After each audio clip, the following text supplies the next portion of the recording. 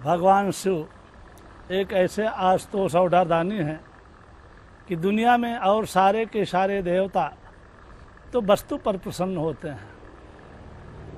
हमेशा ये ध्यान देने की बात है कि जो पंचदेव हैं उसमें नमस्कार प्रियो भानु हो, अगर भगवान सूर्य नारायण को प्रणाम कर लिया जाए तो उतने से ही प्रसन्न हो जाते हैं।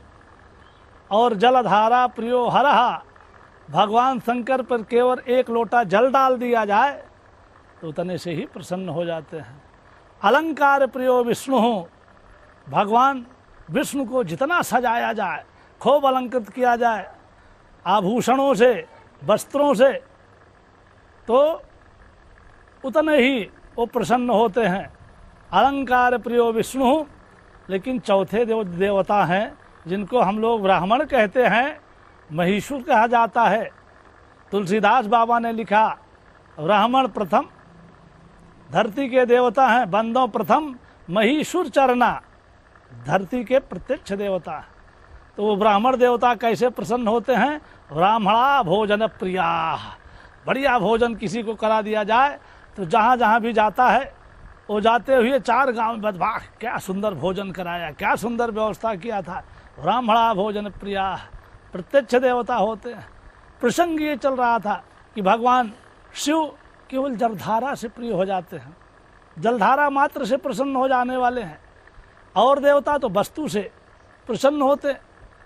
एक बड़ा सुंदर आख्यान प्राप्त होता है, एक चौर जो शिव की कभी आराधना नहीं करता था और चोरी करने के लिए गया, कहीं उचित स्थान ना मिला, वस्तु ना मिली, तो घूमते घूमते देवालय में पहुंच गया और शंकर जी का मंदिर था। देखा और देखने के बाद उसमें जो घंटा लगा था वो स्वर्ण का लगा हुआ था। देखा तो उसका मन ललचाया, उसने सोचा कि घंटे को प्राप्त कर लिया जाए, लेकिन घंटा इतनी ऊंचाई पर था कि उसको आराम से खोला नहीं जा सकता था। अतः उसने इधर उधर देखा, जब कोई विकल्प ना दिखा तो स्वयं भगवान शिवलिंग के विग्रह पर आरूढ़ हो गया, चढ़ गया अपना पांव रख करके, और जैसे ही घंटे को खोलने के लिए हाथ लगाया वैसे सामने शंकर जी प्रकट हो गए। इस रूप को देख करके अब वो घबराया चोर तो घबराया कि अब मेरी मृत्यु हुई, भगवान मुझे मार डालेंगे।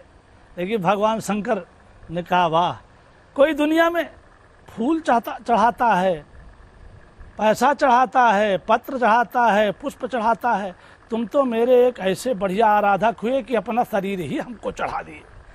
भगवान शंकर इस पर बहुत प्रमुदित हुए और उसको धन धान्य से संपन्न कर दिए। शिव जी की आराधना में अगर कोई व्यक्ति जल चढ़ाता है तो यमलोक से निवृत्त हो जाता है। चंदन के चढ़ाने से ताप का शमन करते हैं, चावल के चढ़ाने से संपत्ति को देते हैं, और दीप के दिखाने से दिव्य दृष्टि करते हैं।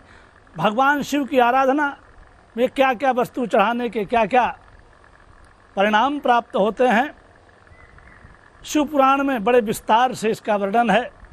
लेकिन एक छंद में देखें, चंदन के चढ़ाए ते यमलोक ते उबारे लेत, चंदन के चढ़ाए ते यमलोक ते उबारे लेत, जल के चढ़ाए ते ताप पाप हार लेता है, और चावल के चढ़ाए ते सुख संपत्ति महान देत, और दीप के दिखाए दिव्य दृष्टि कर देता है, भांग के चढ़ाए ते निज लोक ते उबार लेत, और बेल के चढ़ाए जौन चाहो फल देता है, हर के कहे शिव हरत सब क्लेश हैं, और गाल के बजाय शिव निहाल कर देता है।